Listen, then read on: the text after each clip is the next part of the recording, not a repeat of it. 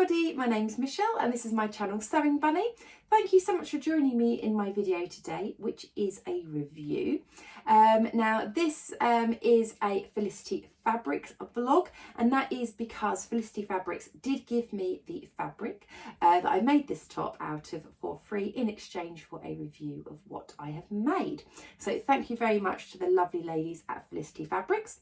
I will link their website down below in the description box, and if you do want 10% off any Felicity Fabrics, then if you use the code Michelle10 at checkout, you will get 10% off your cart, and you can use that as many times as you like. I don't get any commission for it, it's just a discount code that the lovely ladies from Felicity Fabrics have given out. So please go and use it as many times as you like to get your discount. So the review is of the Newlook pattern 6434. Now if you'd seen my plans video, then you'll know that my thinking behind this top is that when I was due to go on holiday, I was buying just a couple of ready to wear bits, and there was one top that I did order, but unfortunately it was out of stock. So I couldn't get it and yeah, I kind of had my eye on it, and I was thinking I'd really like a top like that in my wardrobe. I didn't have time to make one before my holidays, but now that I've come back from my holidays, I was thinking, oh, I'd really like to recreate that.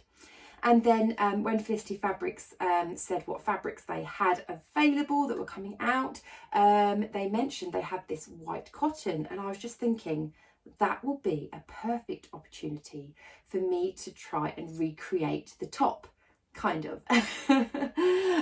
So I saw that I had this pattern in my stash, which I'd had for quite a while, and I thought about sewing it up. So the view that I've made is view C, which is this one up here. If I can bring it in there. So it's quite a basic sort of vest shape, but then it's got this lovely ruffle at the bottom. So yeah, that is the version that I have made. Now I will show you this fabric in a little more detail once I've kind of gone through some of the basics, because it has this beautiful embroidered leaf design on. It's so pretty. And you can tell that this fabric is definitely white. The top that I'm wearing is the Helen's Closet Gilbert top that I've got in an off-white colour. This is kind of more of a, maybe sort of like a creamy colour. And I'm not sure if you can see the difference there. It's definitely, this one is very white.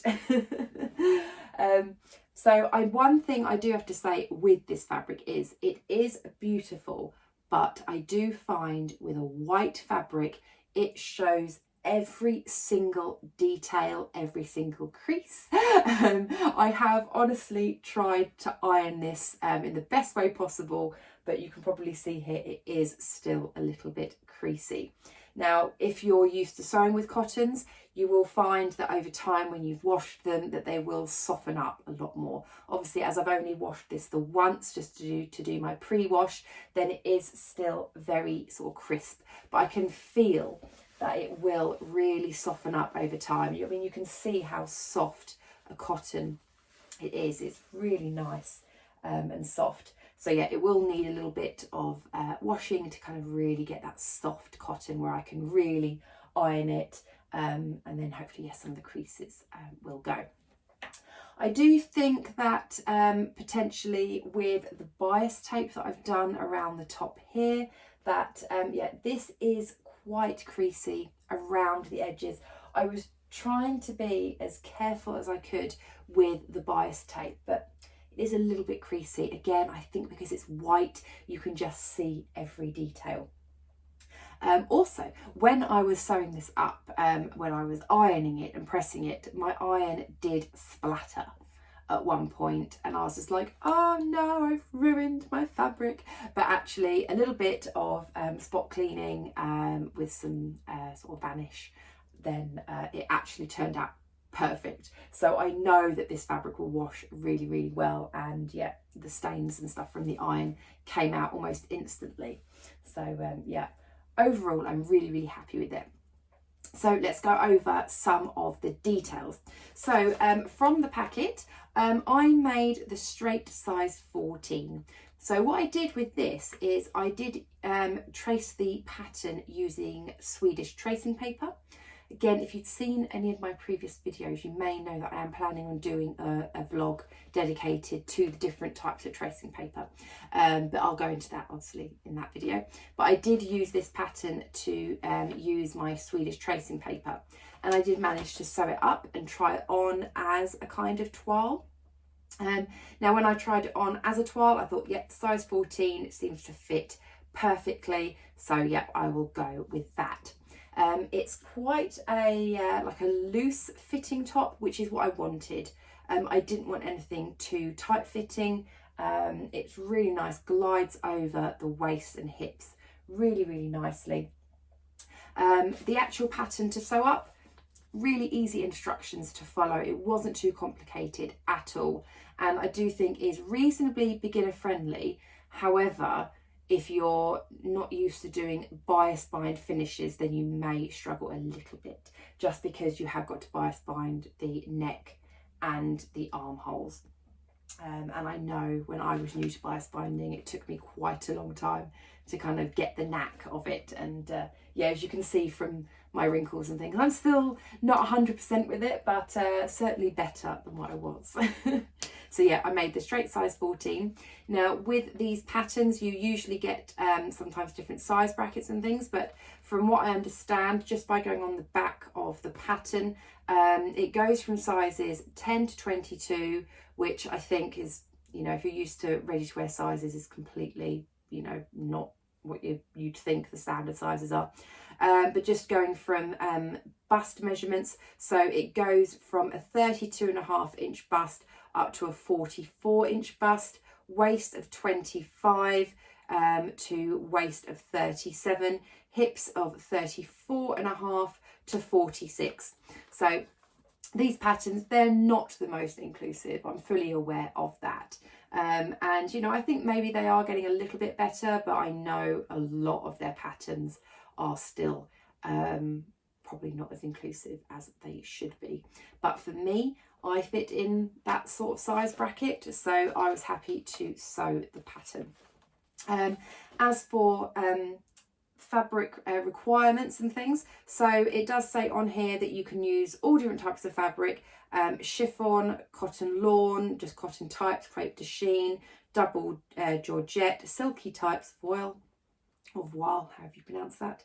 So yeah, a whole range of different fabrics. So I've gone for a 100% cotton. It's not quite lightweight as a cotton lawn, but it's obviously a lot lighter than you know, just like a standard, I would say standard sort of cotton, maybe more like a poplin, I would say, if you're used to like a cotton poplin.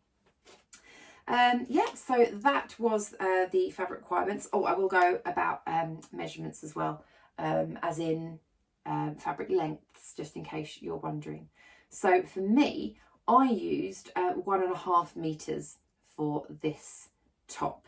But if you go by the instructions on here, so for this version, view C, in the size that I made, it's actually that you need a 1 meter if your fabric is 140 wide. If you've got a narrow fabric, then you will need a little bit more. So you'll probably need more like 1.5. This was quite a wide fabric, which is really nice to see. Quite often in cottons, I do find they are quite narrow, but this one was nice and wide, so I had plenty to play with. But the reason why I needed 1.5 meters is because of this ruffle at the bottom. Again, I will bring it in closer to show you once I've got it on the hanger, but just so you can see it overall.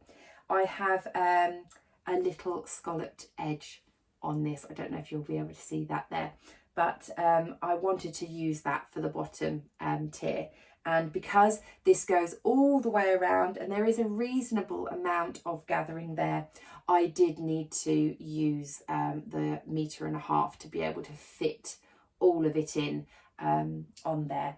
I might have been able to do ever so slightly less, but it didn't quite work out the way I had my pattern pieces. So 1.5 meters of that was fine for me. but what I did have to do was patch it around. And that is just because of the way I cut it. So for some silly reason, on the lower ruffle, I'll get the pattern piece. This is the lower ruffle, and I'm not sure if you'll be able to see my handwriting there, but it does say cut 2 on fold. Maybe if I put the right way around. Cut 2 on fold. But what I stupidly thought is that I just had to cut 2. So I cut 1 and then thought, oh no, I meant to cut it on the fold. And by the time I'd cut 1, I didn't have enough to cut 2 on the fold. And even with my 1.5 meters, I was ever so slightly shy when I cut the other side of the selvage. So I was probably maybe more about this sort of height, I would say. So that's what I cut basically on the fold. And that is for the front section. If I turn my mannequin around, the back section of the ruffle is actually split into 3 pieces, but hopefully you won't notice it at all. So I do have, so the side seam is here. I don't know if you'll be able to see that, but then I have got a piece that's about that wide that I've put together. Don't know if you'll just be able to see the seams either side there. Then I've got this long chunky bit, which is actually what the width of that actually is. And then as I go around a little bit more, I then do have another section here where I've got a seam here and a seam there which joins up to this side seam. So yeah, you can't really notice that it's split at all, but the front piece is one piece. So yeah, that's the bit you're mainly going to see. So yeah, you can chop and change it, obviously, if you need to. The other thing that I did notice when I was doing the pattern is when I did my little toile in my Swedish tracing paper, I thought the bust darts were actually reasonably sort of where they should be. So I went ahead and cut the fabric. However, my finished version, as you'll see when I'm wearing it, the bust darts are a little high. I'm not sure if I maybe marked them slightly incorrectly, potentially, because usually what I do is I use like a chalk pen or a Frixion pen to mark my darts. But as it was a white fabric, I didn't want to use any type of marker because I was just a bit worried that it would show up. And yeah, I didn't want to take that risk. So what I did instead is I tried to mark it using pins, and I just don't know whether I might have gone slightly off potentially on there. It's not too bad, they're just a tiny little bit high. They're probably more sort of like up here when they should be, you know, just a tad bit further down. But yeah, other bits on there is my bias tape, which I'm going to take this off the mannequin now so I can show you the bias tape. Okay, so she's off the mannequin and yeah, just on the hanger now. And yep, my bias tape is this lovely tape measure with little hearts on, and I got this from the Specky seamstress. I love their bias tape. I use it all the time whenever I do bias binding. It's just, they have such fun designs, and I love this heart one with the tape measure. I actually used this bias binding on a dress that I wore for my wedding. It wasn't my actual wedding dress, I didn't make that, but it was my sort of, you know, like after the wedding, when we sort of going away in the car, I changed into a me-made white dress, and I finished the hem off using this bias tape. So I love this bias tape. It just, yeah, makes me smile whenever I see it. Yeah, it's one of my favourites.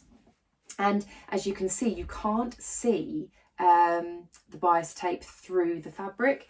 One thing I do really like about this fabric is it's not see-through. I can wear this quite happily with just my white bra, and yeah, you can't see through it, which is absolutely brilliant.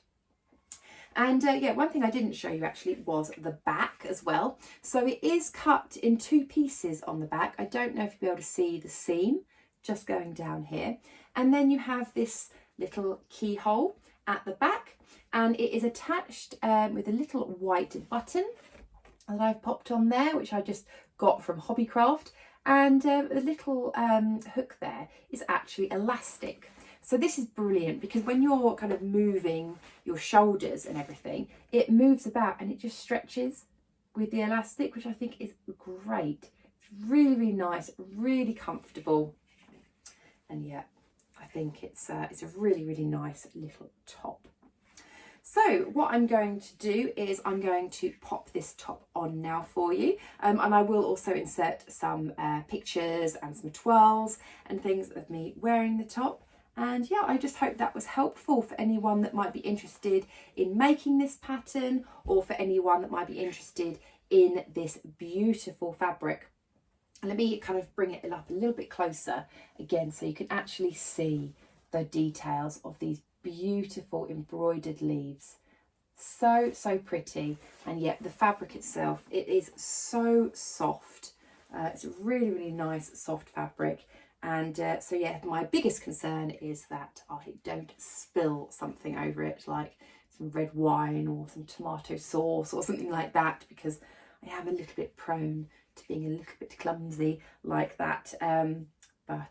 Yeah, I'm sure it'll be absolutely fine as long as I whack it in the wash as soon as I spill anything on it. But I think it would just be really nice in this warmer weather we're having at the moment. The trousers that I'm wearing at the moment are just some cut off skinny jeans, which I think work beautifully. It will work really well with leggings as well, because the ruffle, again, you'll see when I wear it, it just comes over like the hips. So it just means you can kind of wear leggings and like some of your bum is a little bit covered, which I really like. So yes, let me pop it on and I can show you some more details. Hello, so I've now popped the top on so I can show you a few more of the details. At the end of the video, I will insert like a little video of me twirling around in it, and some photos as well, just in case you wanted to see me doing proper twirls. But yeah, just a few details. So, I mean, overall, I really do like this top. I'm going to stand on the stool so you can kind of see it full length. So there we go. Apologies for cutting off my head. But yeah, this is the finished top worn. Now, first off, you can see that it is not very see-through at all, which I think is amazing for a white cotton. So many white cottons that I've used in the past, just literally you can see everything through it. I haven't got a vest top or anything on underneath, just my white bra. So yeah, that's absolutely brilliant. I love the bottom of this lovely little like ruffle with this edging. It's so nice and so easy when you've got a fabric that's finished off like that, so no need to hem or anything.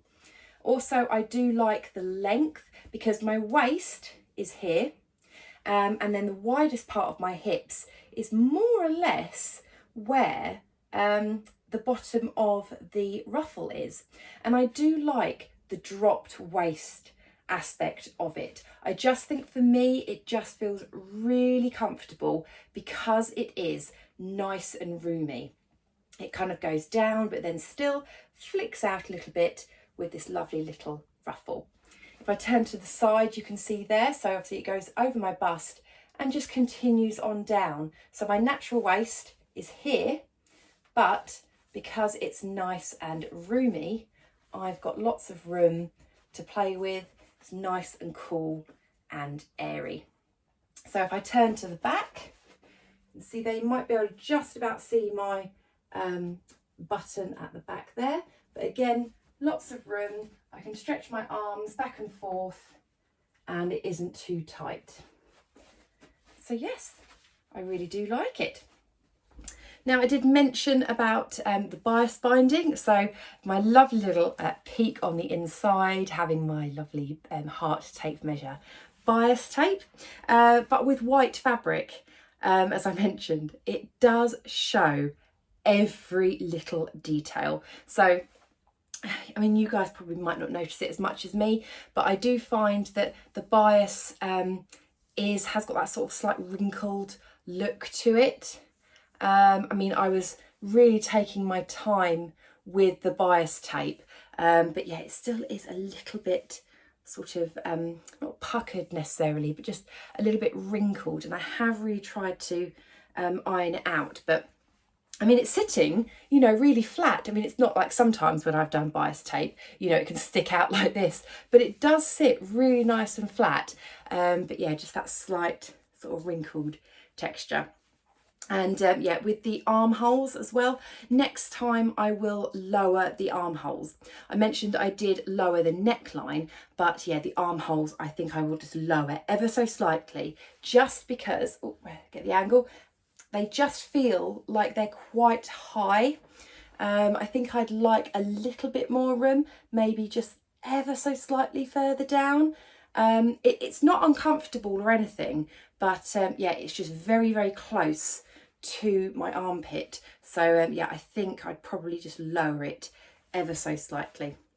And yeah, the bust darts, they're just not quite in the right place. You can see here, they just need to go down a smidgen. So obviously I must have marked them or done something slightly different, you know, from what I did my little mock-up of, because I thought with my mock-up they were okay.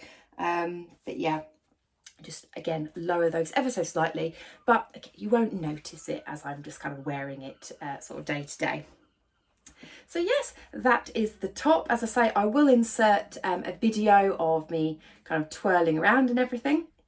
And yeah, I hope you enjoyed. If you did, then please do give me a thumbs up. If you haven't subscribed already, it would be lovely if you could. And let me know, have you made this pattern or are you planning to? What other fabrics do you think would work really well? I think I'd like to give it a go in like a viscose.